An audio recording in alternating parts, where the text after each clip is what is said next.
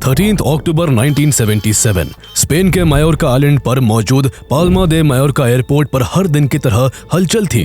Runway पर एक के बाद एक विमान उड़ान भर रहे थे और पैसेंजर्स की भीड़ अपने अपने गेट्स की ओर बढ़ रही थी। इसी बीच वहां लुफ्तांजा फ्लाइट 181 भी अपनी अगली उड़ान के लिए तैयार खड़ी थी। ये एक बोइंग 737-200 प्लेन था जो कुछ ही मिनटों में वेस्ट जर्मनी के फ्रैंकफर्ट शहर के लिए रवाना होने वाला था। प्लेन में 86 पैसेंजर्स और 5 क्रू मेंबर्स समेत पूरे 91 लोग सवार थे। ज्यादातर पैसेंजर्स वेस्ट जर्मनी के थे, जिनमें से कुछ अपनी छुट्टियों को एंजॉय कर सुकून के साथ घर लौट रहे थे, तो कुछ लोग अपने बिजनेस ट्रिप्स के सिलसिले में सफर कर रहे थे। प्लेन की कमान एक experience former fighter pilot captain Jurgen Schumann के हाथ में थी, जिनके साथ को पायलट यूर्गन विटोर भी कॉकपिट में मौजूद थे। फ्लाइट के फाइनल चेक्स पूरे होते हैं और ठीक 1:55 पर लुफ्तांजा फ्लाइट 181 रनवे पर धूल उड़ाते हुए तेज आवाज के साथ टेक ऑफ कर जाती है। उड़ान भरने के थोड़ी ही देर बाद खिड़कियों से नीचे फैले खूबसूरत बीचेस और दूर तक फैला नीला समंदर नजर आने लगता है। जैसे जैसे विमान बादलों को चीरते हुए ऊंचाई हासिल कर रहा था, कैबिन के भीतर का माहौल भी रिलैक्स होता जा रहा था। कोई बातचीत में खो जाता है तो कोई खिड़की के बाहर झांकते हुए सफर का आनंद लेने लगता है। कैबिन क्रू भी अपने रेगुलर रूटीन में जुट जाते हैं। कुल मिलाकर विमान के अंदर का माहौल एकदम नॉर्मल और शांत था। यूं तो ये महज 2 घंटे 15 मिनट की एक साधारण फ्लाइट थी, लेकिन फ्लाइट में मौजूद किसी भी इंसान को इस बात का अंदाजा भी नहीं था कि ये 2.25 घंटे का सफर अब उनके लिए काफी लंबा होने वाला है। आगे जो होने वाला था वो किसी बुरे सपने से भी ज्यादा डरावना था।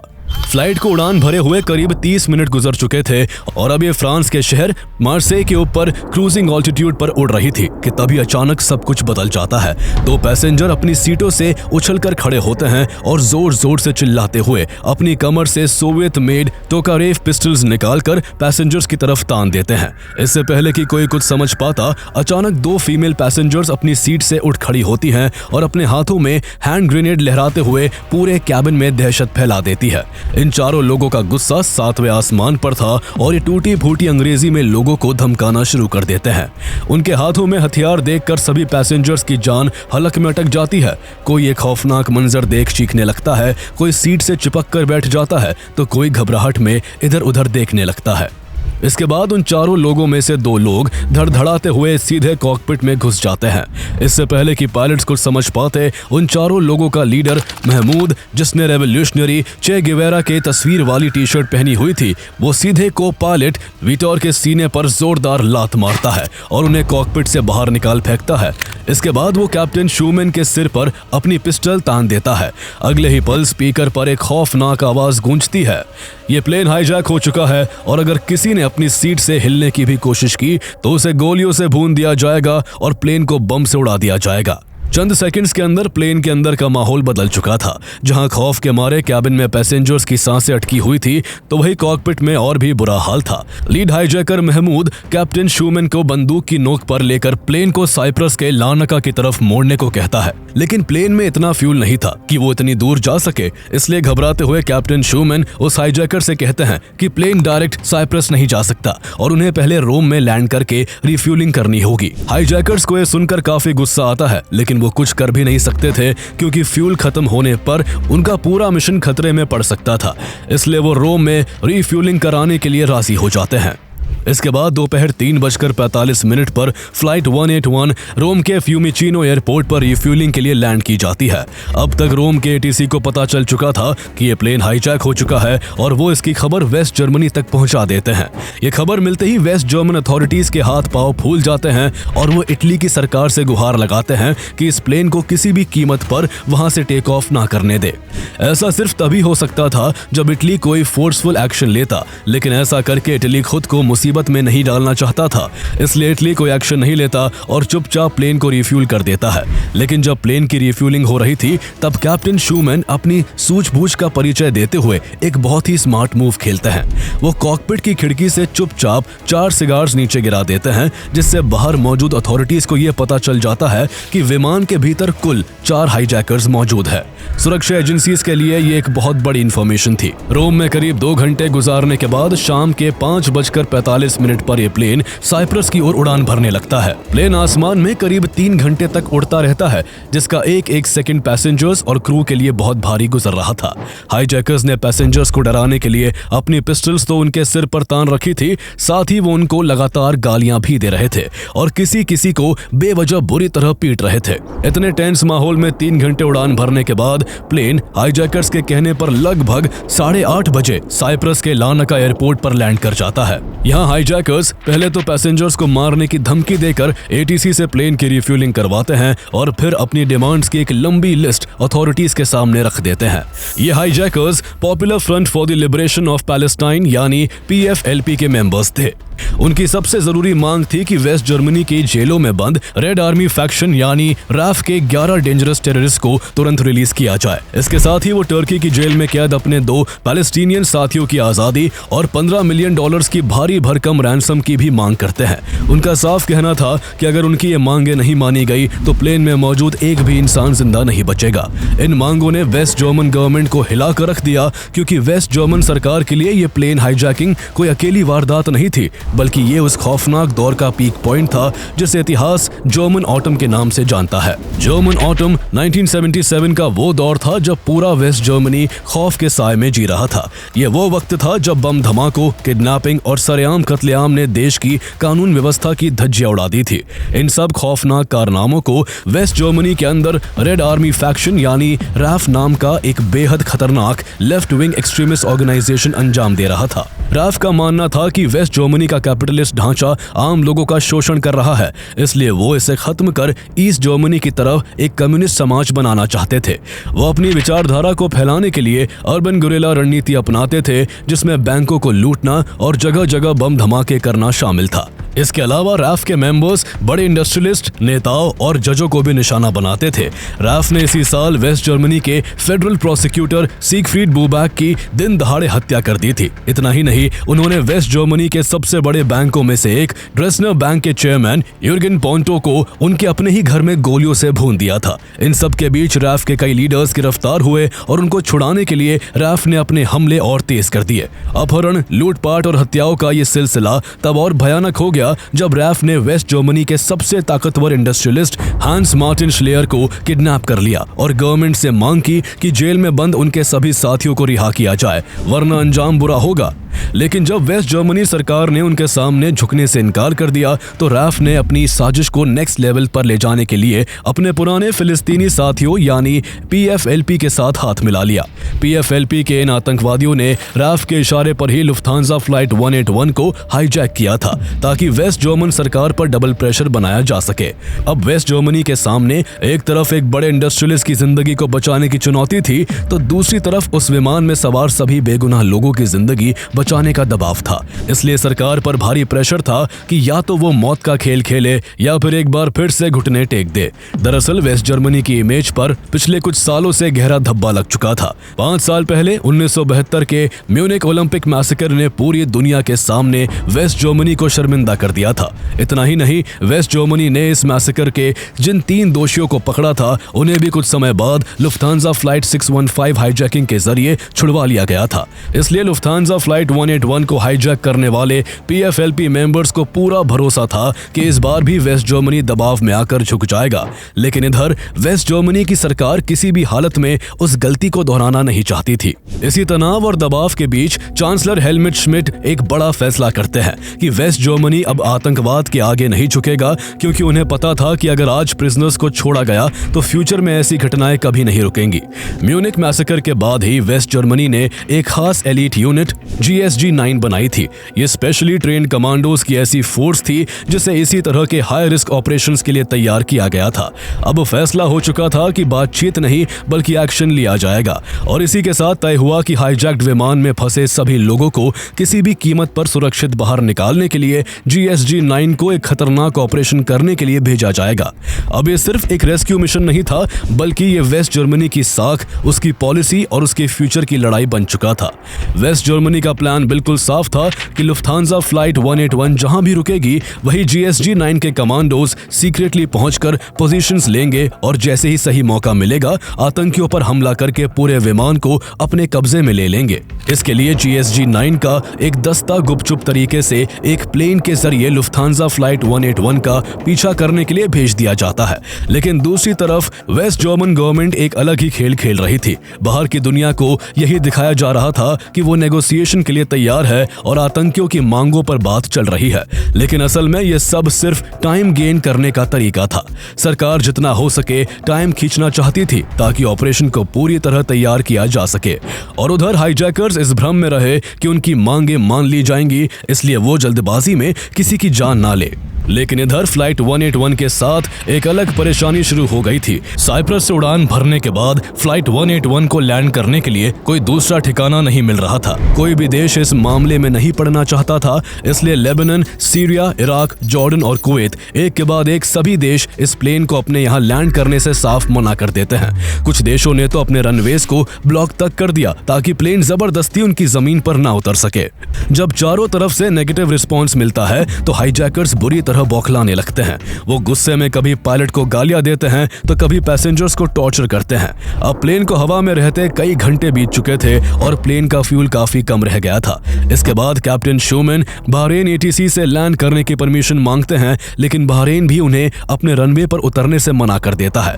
लेकिन अब फ्यूल इतना कम बचा था कि प्लेन अगर और हवा में उड़ता रहता तो क्रैश कर जाता। इसलिए कैप्टन शूमैन लैंडिंग की परमिशन न मिलने के बावजूद प्लेन को बहरेन इंटरनेशनल एयरपोर्ट पर लैंड करा देते हैं। लेकिन जैसे ही बहरेन के रनवे पर प्लेन के टायर थमते हैं, बहरेन के सैनिक तुरंत विमान को चारों तरफ से घेर लेते हैं। ये देखकर हाईजैकर्स का लीडर महमूद आग बबूला हो जाता है और वो रेडियो पर चिल्लाते हुए सीधी धमकी देता है कि अगर सेना पीछे नहीं हटी तो वो को पायलट युर्गेन वीटोर को सबके सामने गोली मार देगा। ये खौफनाक धमकी काम कर जाती है और सैनिकों को पीछे हटना पड़ता है। इसी केओस और अफरा तफरी के बीच आतंकी विमान में फिर से रिफ्यूलिंग करवाते हैं और रात के 3:24 पर विमान एक बार फिर मौत का पैगाम लेकर आसमान की ओर निकल पड़ता है। लगातार कई घंटे उड़ने के बाद प्लेन को दुबई में लैंड करवाने की परमिशन मांगी जाती है, लेकिन दुबई ATC परमिशन रिजेक्ट कर देता है।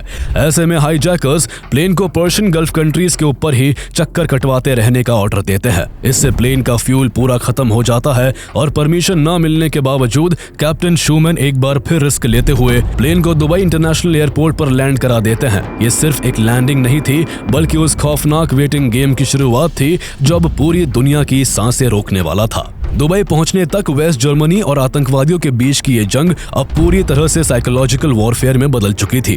प्लेन को हाईजैक हुए अब लगभग 16 घंटे हो चुके थे और प्लेन के अंदर पैसेंजर्स का बुरा हाल था। दुबई के रनवे का तापमान 49 डिग्री सेल्सियस था और इतनी गर्मी में विमान के इस नैरो कैबिन में हवा अब सांस लेने लायक नहीं बची थी। हाईजैकर्स ने एयर कंडीशनिंग बंद कर दी थी, जिससे कैबिन एक भट्टी की तरह तप रहा था। सभी बेगुनाह मुसाफिर उस दम घुटने वाले माहौल में कैद थे। न उन्हें टॉयलेट जाने की इजाजत थी और न ही गले को तर करने के लिए पानी की एक बूंद दी गई। भूख और प्यास से तड़पते बच्चों की सिसकियां भी बंदूक की नोक पर खामोश कर दी गई थी। एक ही सीट पर जकड़े हुए लोगों के शरीर जवाब दे रहे थे। बाहर घना अंधेरा था और अंदर वहशी दरिंदे अपनी बंदूकों और ग्रेनेड के साथ उनके सिर पर सवार थे। हाईजैकर महमूद ने पैसेंजर्स को अलग अलग ग्रुप्स में बांट दिया था। उसने एक तरफ उन लोगों को रखा जिन्हें वह जिंदा छोड़ने लायक समझता था और दूसरी तरफ उन्हें रखा जिन्हें वो सबसे पहले मारने वाला था। यात्रियों के हाथों को उनकी ही बेल्ट्स और टाइज से इतनी जोर से बांध दिया गया कि कई लोगों के हाथ नीले पड़ चुके थे और वो पूरी तरह सुन्न हो गए थे। अब उस विमान के अंदर सिर्फ डर नहीं था, बल्कि वहां हर पल मौत खुली आंखों से सबको घूर रही थी। इसी बीच जमीन पर वेस्ट जर्मन गवर्नमेंट एक बहुत ही डेंजरस और सीक्रेट प्लानिंग कर रही थी। चांसलर हेलमेट श्मिट के स्पेशल रिप्रेजेंटेटिव हांस यूर्गेन विस्चेनविस्की दुबई पहुंच चुके थे। यहाँ उनका मिशन आतंकवादियों को साइकोलॉजिकल ट्रैप में फंसाना था। वो यहाँ पूरे 2 दिन तक हाईजैकर्स को ये झांसा देते रहे कि वेस्ट जर्मनी की जेलों में बंद रेड आर्मी फैक्शन के प्रिजनर्स को छोड़ने की कानूनी पेपर वर्क शुरू हो चुकी है। इस झूठ से जहां आतंकवादी अपनी जीत का जश्न मनाने की तैयारी कर रहे थे कि उनकी मांगे पूरी होने वाली है, तो वही इस बीच GSG-9 के कमांडोज ऑपरेशन के लिए दुबई पहुंच जाते हैं।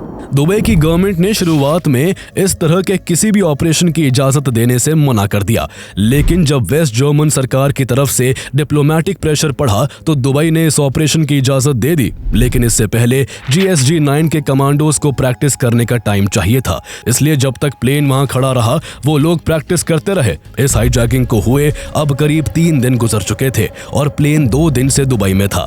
16 अक्टूबर की सुबह तक आतंकवादी महमूद को भी यह एहसास होने लगता है कि दुबई में उसका वक्त बर्बाद किया जा रहा है, इसलिए वो गुस्से में आकर कैप्टन शूमैन के सिर पर पिस्टल तानता है और जबरन विमान को टेक ऑफ करवाता है। इसके बाद प्लेन फिर से बिना किसी मंजिल के आसमान में था। इसके बाद ओमान और सऊदी अरेबिया में प्लेन को लैंड करने की कोशिश की जाती है, लेकिन दोनों ही देश इसे अपने एयरपोर्ट पर उतरने नहीं देते। इसके बाद फ्लाइट 181 करीब 4 घंटे तक हवा में यूं ही भटकती हुई साउथ येमन की तरफ बढ़ जाती है, लेकिन वहां की अथॉरिटीज ने भी रनवे पर टैंक्स और गाड़ियां खड़ी कर दी थी ताकि विमान लैंड ना कर सके। लेकिन एक बार फिर से फ्यूल खत्म होने की कगार पर था, इसलिए कैप्टन शूमैन ने चिल्लाते हुए रेडियो पर कहा कि अगर वो अभी नहीं उतरे तो विमान क्रैश हो जाएगा। ATC की तरफ से इजाजत नहीं मिलने के बाद भी कैप्टन एक बार फिर अपनी जान हथेली पर रखकर विमान को एडन इंटरनेशनल एयरपोर्ट के रनवे के बगल वाली कच्ची रेतीली पट्टी पर लैंड करा देते हैं। यहाँ लैंडिंग काफी ज्यादा हार्ड हुई थी, जिस वजह से विमान के लोअर सेक्शन को नुकसान हो सकता था, इसलिए लीड हाईजैकर महमूद कैप्टन शूमैन को नीचे उतरकर टायर्स की जांच करने भेजता है। जांच करने के दौरान शूमैन की मुलाकात रनवे पर खड़े येमेनी एयरफोर्स के जनरल शेख अहमद मंसूर से होती है। शूमैन बार बार उनसे गुहार लगाते हैं कि किसी तरह पैसेंजर्स को बचा लिया जाए, लेकिन अहमद मंसूर साफ कहते हैं कि वो इसमें कुछ नहीं कर सकते। इसके बाद कैप्टन शूमैन भारी कदमों से वापस मुड़ते हैं और जाते जाते बस इतना कहते हैं, मैं अब वापस जा रहा हूं, शायद वो मुझे मार देंगे। और ठीक वैसा ही होता है। जैसे ही वो विमान में लौटते हैं, महमूद का शक गुस्से में बदल जाता है। वो बिना कोई सफाई का मौका दिए शूमैन को कैबिन के बीचों बीच घुटनों पर बैठने को मजबूर कर देता है। सैकड़ों डरे हुए यात्रियों की आंखों के सामने बच्चों की चीखों के बीच अगले ही पल एक गोली चलती है और कैप्टन शूमैन की वही मौत हो जाती है। उस एक गोली ने साफ कर दिया था कि अब अंत की शुरुआत हो चुकी है। कैप्टन शूमैन की हत्या के बाद को पायलट यूर्गेन वीटोर को प्लेन की कमान सौंप दी जाती है। करीब 2.5 घंटे बाद फ्लाइट 181 सीधे सोमालिया के मोगाडिशु में लैंड कर जाती है। जैसे ही विमान रुकता है, हाईजैकर्स कैप्टन शूमैन की लाश को बेदर्दी से रनवे पर फेंक देते हैं।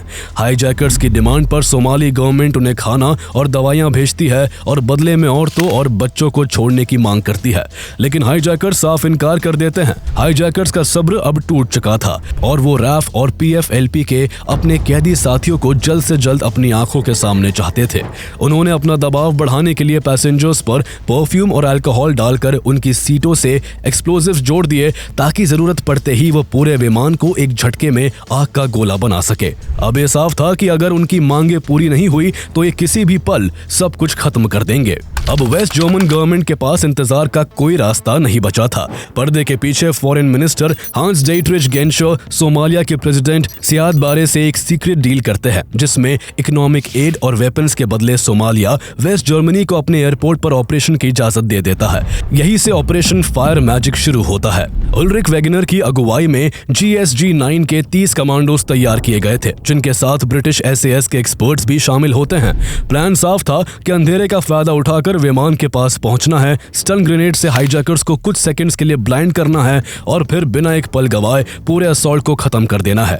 हर कमांडो जानता था कि अंदर एक्सप्लोजिव्स लगे हैं, इसलिए गलती की कोई गुंजाइश नहीं थी।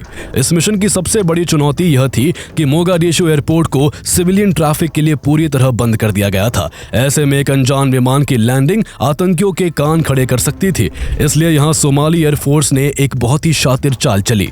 पूरे दिन सोमाली एयरफोर्स के पुराने मिग फाइटर जेट्स एयरपोर्ट के ऊपर उड़ान भरते रहे और बार बार लैंडिंग एंड टेक ऑफ करते रहे। इस लगातार होने वाले शोर और हलचल का मकसद यह था कि जब GSG-9 का विमान लैंड करे तो आतंकवादियों को लगे कि यह भी सोमाली एयरफोर्स का कोई रूटीन एक्सरसाइज या मिलिट्री मूवमेंट है।